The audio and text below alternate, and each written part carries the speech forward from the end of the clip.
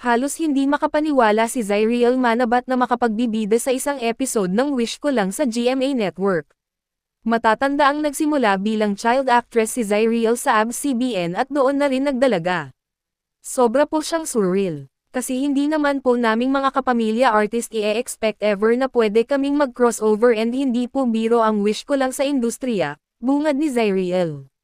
Ngayong nakapagtatrabaho na rin sa bakuran ng Kapuso Network ay umaasa ang aktres na makasama sa isang proyekto sina Marian Rivera at Dingdong Dantes. Matagal na umanong hinahangaan ni Zyriel ang mag-asawa.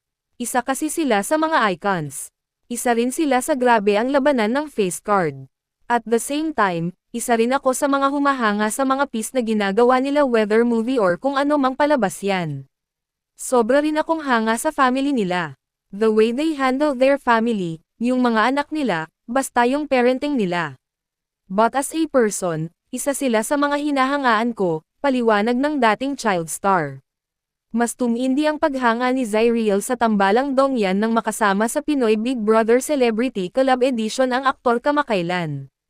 Naging house guest ang aktor kasama si Charo Santos Concho sa bahay ni Kuya habang housemate pa lamang si Zyriel noon. Recently, pinanood talaga namin yung Rewind.